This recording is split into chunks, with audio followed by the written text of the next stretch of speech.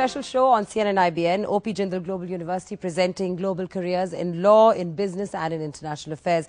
Of course, quality education and higher education is a big challenge, especially if you're trying to develop a population that is globally competitive.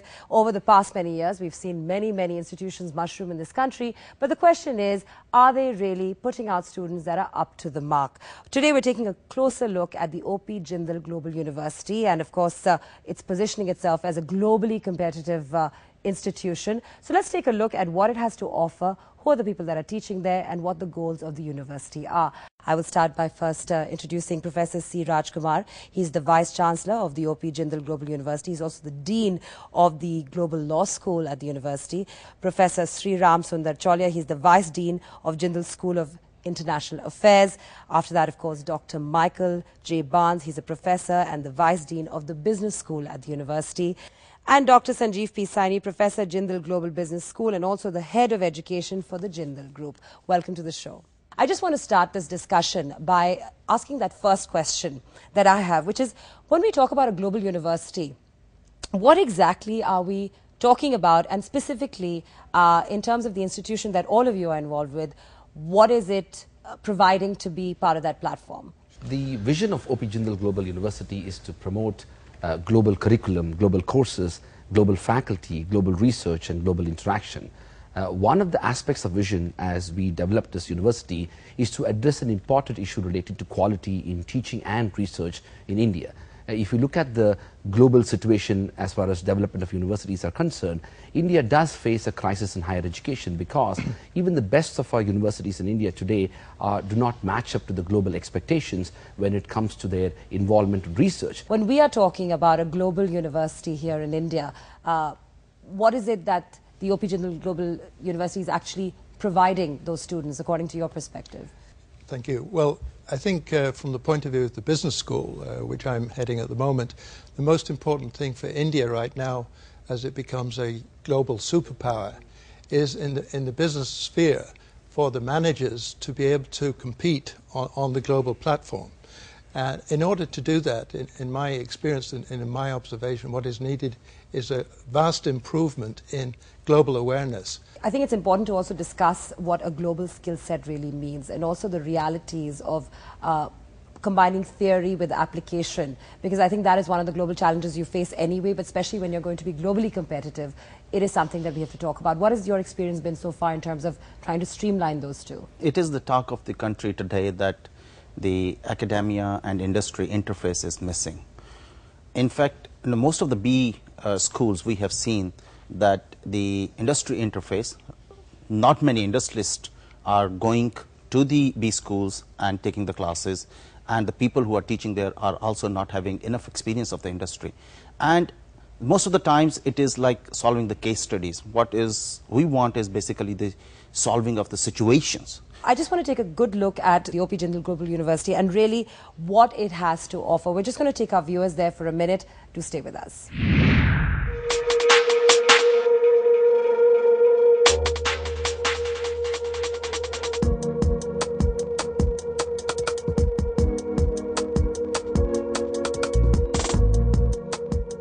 As the world is contracting into a global village, higher education in India is going through a metamorphosis.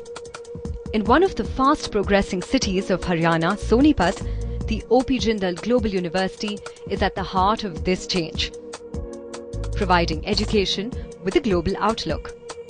Spread over 60 acres, this global university offers many full-time undergraduate and postgraduate courses in the fields of law, business management and international affairs.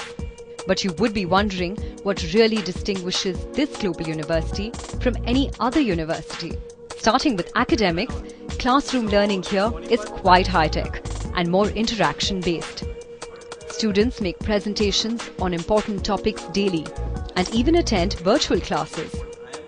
We are video conferencing with the students from Michigan Law, so it's an interactive course for both the schools. The faculty includes scholars from all over the world, including top-notch universities like Harvard and Oxford. With international tie-ups with many renowned universities like Yale and Cambridge, the students ought to get some global exposure here.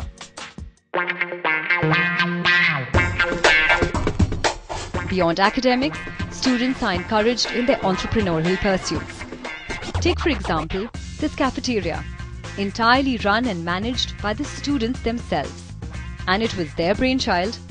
With students residing on campus, their healthcare is given immense importance here. So there are round-the-clock medical facilities available and a well-equipped gym for them.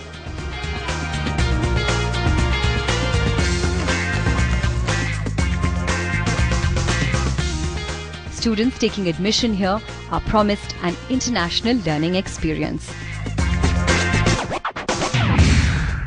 Okay, so that is pretty great looking infrastructure, I must say. But what I'd also like to ask you about is, what are some of the key concerns that you find students who pursue higher education here have? I think employability is a very critical factor for anybody who's pursuing higher education, and I think we should not underestimate the importance of it. One of the most important objectives of university education is to essentially train people who can pursue different careers in life.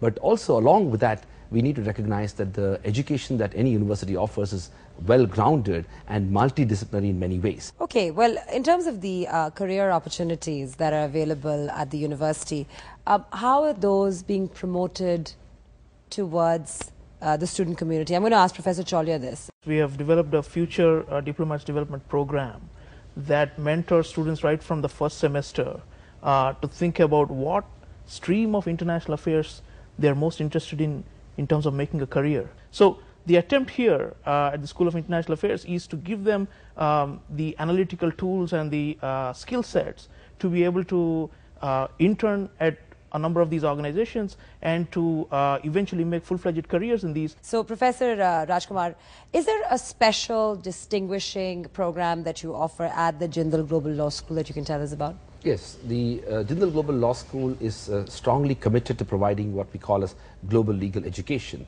And this aspect of global legal education is connected to how we can structure a curriculum whereby we can fulfill the regulatory requirements of India and to teach law students in India about Indian law, but also infuse a fair amount of comparative and international law in the study of law itself. And this is possible only if we have faculty with outstanding academic qualifications as well as work experience from other parts of the world. We have a Columbia Law School student right now, a student at our law school. We are going to have our students go and spend some time in these law schools. We have a student of ours who's right now at the Queen's University School of Law in Canada. Okay. We have a group of students from Jindal who are right now part of a class whereby a professor from Michigan Law School is teaching at Jindal, and 20 students are at Ann Arbor, part of this sort of global classroom experience. So there's this exchange that's taking place, but we're going to take a short break. When we come back, we're going to be taking a closer look at the business program at the university. Do stay with us.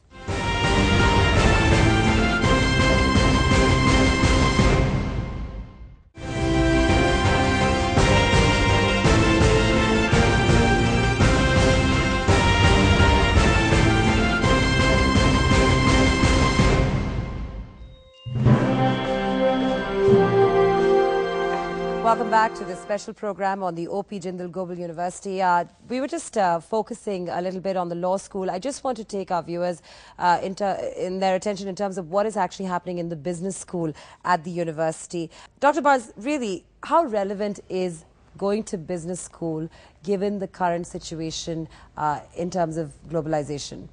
I think it's actually more relevant than it ever has been for people who are going to be practitioners in business to go that further step and not to rush out of college and take the first job that's wavered in front of their noses. Okay. Because of this globally competitive situation that everybody is faced with, it is really necessary to learn those skills, the tools and techniques, not just the hard skills of analytical tools, but the soft skills, being able to appreciate different cultures and being able to appreciate multiple perspectives. What has your experience been in terms of consolidating with the business program?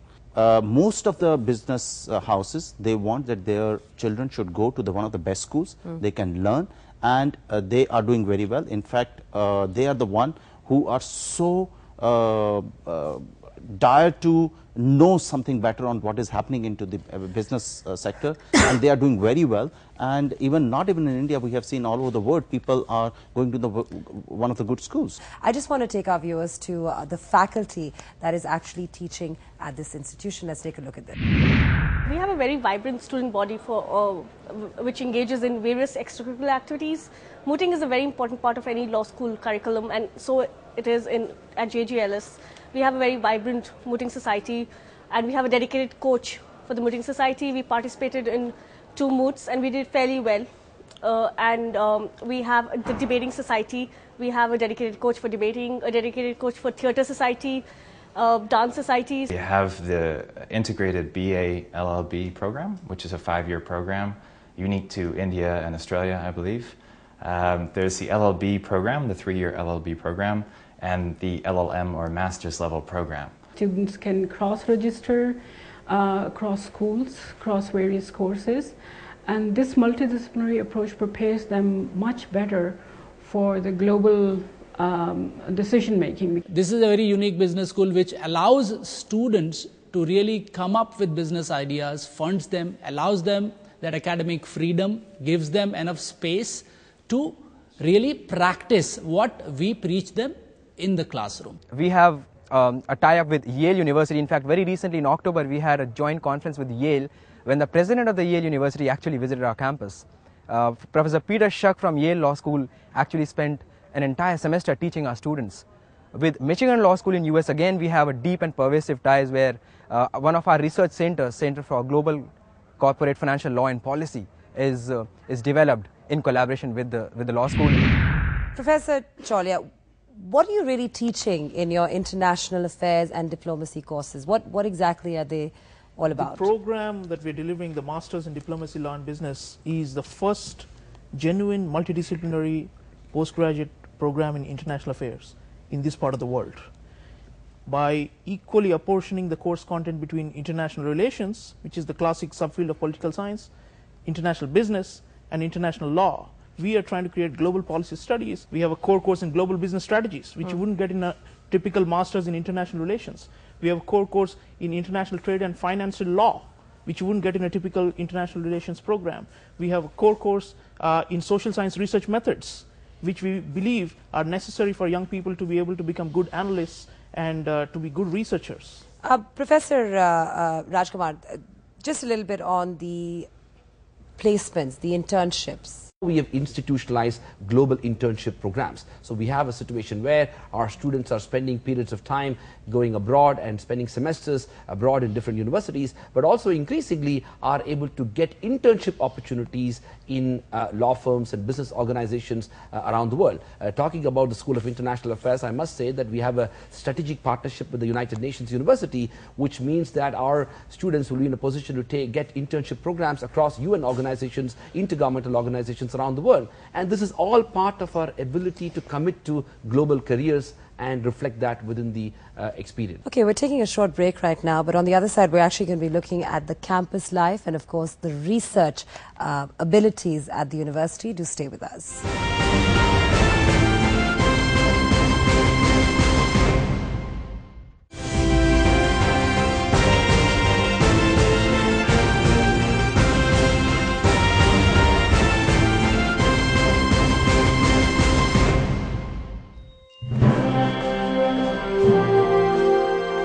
Welcome back to this special program on the OP Jindal Global University.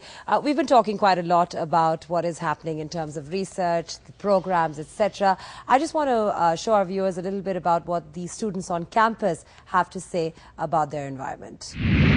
Everything is discussion based and it's very interactive. So there are very few lectures as such. And students, every time a professor assigns readings and then he expects students to discuss it. And there's a discussion. All the learning is through discussion. Extracurricular activities is a formidable part of this university campus facilities. And one of the things is that we are having our yearly cultural festivals like RAISE and all. Then we are having sports facilities. We have a health center and we have 24/7 nurses and we have their numbers. So in case of any emergency, be it in the middle of the night, we can contact them. Then we have 2 doctors, a senior doctor and a junior doctor. We have a 24/7 JGU ambulance. The hostels and classrooms are some of the best in best in the country. We have various facilities for all sporting activities. We've already got more than 15 guest lectures from various distinct speakers. To name a few, the CEO of Goldman Sachs, Mr. Brooks, came to talk to us. The MD of Axis Bank, Shikha Sharma, she also came and spoke to us, and a lot of them. So it gives us a true picture of what is actually happening in the industry. All right, so they look like quite a happy bunch there that we were talking to. But really, in terms of your everyday interface with these students, what are the kind of, aspirations, ideas that you really come across these days with the people you see on campus? Yeah. I've had lots of feedback from students of the last 2 years saying that they'd never, in their wildest dreams, thought they'd get lectured right after high school or right after college by such, people with pedigree who have so much experience to share and extraordinary knowledge. I mean, the campus, of course, looks pretty good. But in terms of just using modern technology, is there a lot of the use of that on campus? Oh, yes, absolutely. Yeah. We have one of the best IT systems. And again, I would like to add, the students these days, they are very keen to take innovative projects. Sure. And these research, whatever they do, is worth presenting in any international conference or even for publications. I'm going to actually ask Dr. Barnes about this, because you're, of course, heading up the School of Business. We're talking about international affairs. Have you seen some interesting synergies come together in these programs? Oh, absolutely. I mean, I have kindly agreed to teach a program in Professor Chawlia's school. And there is, as Dr. Raj Kumar said before, an ability to cross-register across the various schools.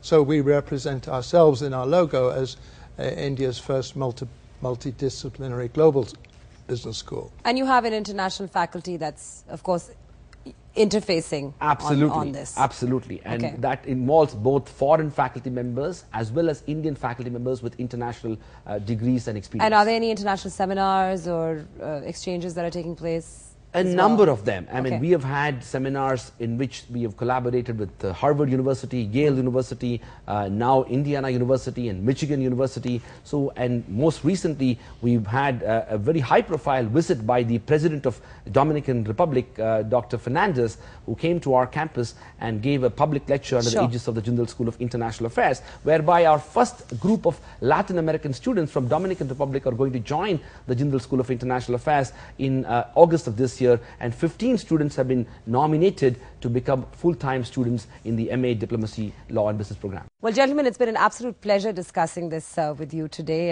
It was rather interesting getting all those insights on the education and also what the curriculum has to offer. Thanks a lot for watching this show on CNN IBN.